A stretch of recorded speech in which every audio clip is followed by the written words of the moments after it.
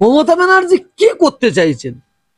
উনি কি বলতে চাইছেন যে 2026-এ সংখ্যালঘু মুসলিমরা ভোট আমাকে দেবি, এদের গলায় পা তুলে দিয়ে গলার চামড়া তুলে ফেলবো, লাড়ি ভুড়ি বের করে দেবো, তারপরেও এরা উঠে আমাকে ভোট দেবে।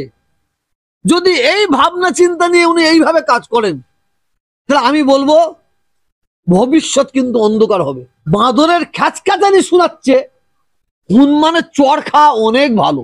উনি চাইছে মুসলমানদের ভোটগুলো বেঁধে ফেলেছি, এবার হিন্দু ভোট কিছু ভটকে যাচ্ছে, সেই হিন্দু ভোটকে ধরার জন্য আজকে আমাকে এই ধরনের কাজ করতে হচ্ছে। মুখ্যমন্ত্রী উনি কি চাইছেন মুসলমানদের আর প্রয়োজন নাই, মুসলমানদের আর দরকার নাই, মুসলমানদের ভোটের কোনো প্রয়োজন নাই,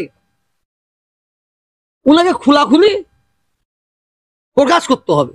ওয়াকফ সম্পত্তিটা কেন্দ্রীয় সরকারের বাবার সম্পত্তি নেই, এই রাজ্য সরকারের বাবার সম্পত্তি নেই, কেন্দ্রীয় সরকারের বাবার সম্পত্তি নেই, আর রাজ্য সরকারের বাবার সম্পত্তি নেই। ওয়াকফ সম্পত্তিটা হচ্ছে মুসলমানদের বাবার সম্পত্তি। মুখ্যমন্ত্রী মমতা ব্যানার্জি উনি বলেন, যদি প্রতিবাদ করতে হয়, আন্দোলন করতে হয়, এটা দিল্লিতে যে করুন।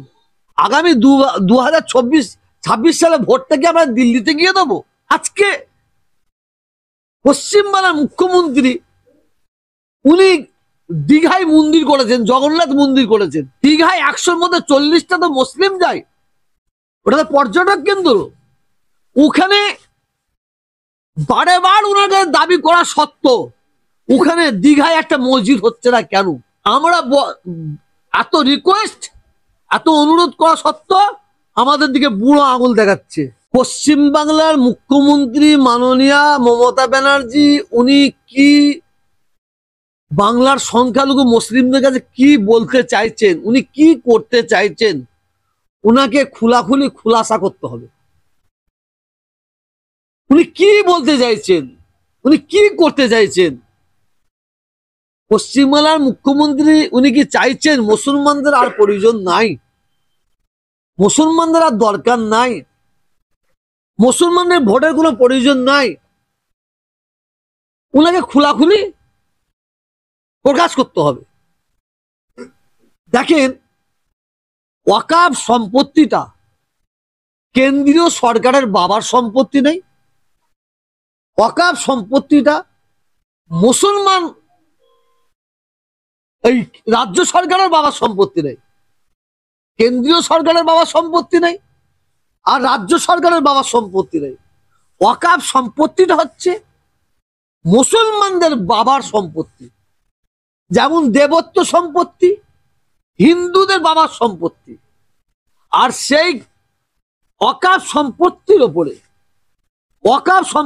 ওপরে কেন্দ্রীয় সরকার হস্তক্ষেপ করেছে, যার জন্য সারা ভারতবর্ষের মানুষ, সারা বাংলার মানুষ প্রতিবাদ করছে, বিক্ষোভ করছে। এমন সময় পশ্চিমবাংলার মুখ্যমন্ত্রী মমতা ব্যানার্জি উনি বলেন, যদি প্রতিবাদ করতে হয়, আন্দোলন করতে হয়, এটা দিল্লিতে যে করুন। উনি ওই কথাটা কেন বললেন, কোন খেয়ালে? সাধারণ মানুষ তো তাহলে আজকে বলছে এবং বলবে, আগামী 2026 সালে ভোটটা কি আমরা দিল্লিতে গিয়ে দেবো, আমরা দিল্লিতে গিয়ে দেবো, এটা তো বলতে পারে। মমতা ব্যানার্জি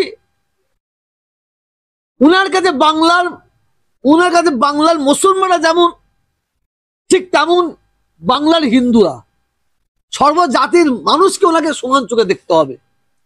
আজকে পশ্চিমবাংলার মুখ্যমন্ত্রী উনি দীঘায় মন্দির করেছেন, জগন্নাথ মন্দির করেছেন, আমাদের আপত্তি নেই, আমাদের কোনো গাত্র জ্বালা নেই। কিন্তু দীঘায় 100-র মধ্যে 40টা তো মুসলিম যায়, ওটা তো পর্যটক কেন্দ্র। ওখানে বারে ওনাকে দাবি করা সত্ত্বেও ওখানে দীঘায় একটা মসজিদ হচ্ছে না কেন? ওয়াকফ সম্পত্তির অর্থ দিয়ে ওখানে একটা মসজিদ করা হচ্ছে না কেন? এটা একটা জিজ্ঞাসার চিহ্ন। মমতা ব্যানার্জি কোনো কর্ণপাতই করেনি, কোনো কেয়ার করেনি। কিন্তু মমতা ব্যানার্জিকে কোনো একজন হিন্দু বলেনি যে দীঘায় একটা জগন্নাথ মন্দির করা হোক। না বলাই কয়েকশো কোটি টাকা দিয়ে মন্দির করা হয়েছে। আর আমরা এত রিকোয়েস্ট, এত অনুরোধ করা সত্ত্বেও আমাদের দিকে বুড়ো আঙুল দেখাচ্ছে।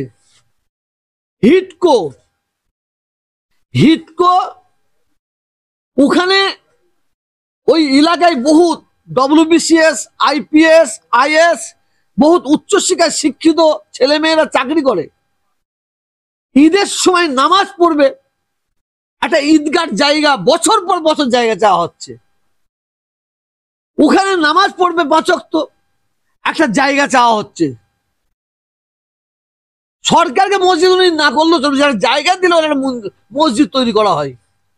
কিন্তু সেই কথা উনি কোনো কর্ণপাত করেনি, সেই বুড়ো আঙুল দেখাচ্ছে, সেই বুড়ো আঙুল।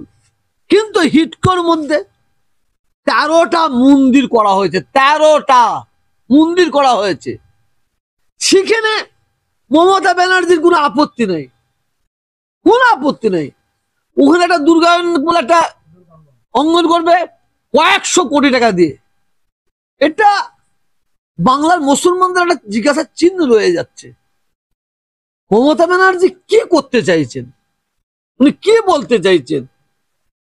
যে 2026-এ সংখ্যালঘু মুসলিমরা ভোট আমাকে দেবি, এদের গলায় পা তুলে দিয়ে গলার চামড়া তুলে ফেলবো, লাড়ি ভুড়ি বের করে দেবো, তারপরেও এরা উঠে আমাকে ভোট দেবে। যদি এই ভাবনা চিন্তা নিয়ে উনি এইভাবে কাজ করেন, তাহলে আমি বলবো ভবিষ্যৎ কিন্তু অন্ধকার হবে, ভবিষ্যৎ অন্ধকার হবে। একটা কথাই আছে, ওই বাঁদরের খ্যাচখ্যাচানি শোনাচ্ছে, হনুমানের চর খাওয়া অনেক ভালো। এটাও বাংলার মানুষ একটু ভাবছে।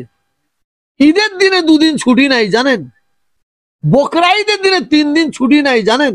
আমাদের পরব 3 দিন পরব, 3 দিন পরবে 1 দিন ছুটি। বারে রিকোয়েস্ট করা হচ্ছে, বারে রিকোয়েস্ট করা হচ্ছে। আমার মনে হয় বাংলার মানুষের কথাবার্তা শুনে মনে হচ্ছে উনি চাইছে মুসলমানদের ভোটগুলো বেঁধে ফেলেছি, এবার হিন্দু ভোট কিছু ভটকে যাচ্ছে, সেই হিন্দু ভোটকে ধরার জন্য আজকে আমাকে এই ধরনের কাজ করতে হচ্ছে। অতএব বিজেপি যে পথে হাঁটছে সেই পথে আমাকেও হাঁটতে হবে। কিন্তু বাংলার সংখ্যালঘু মুসলিমরা এখনো মমতা ব্যানার্জির উন্নয়নকে পছন্দ করে, মমতা ব্যানার্জির কাজকে পছন্দ করে। কিন্তু বাংলার মুসলমানরা অবজ্ঞাকে পছন্দ করছে না। জানি না এর পরিণতি কি হবে।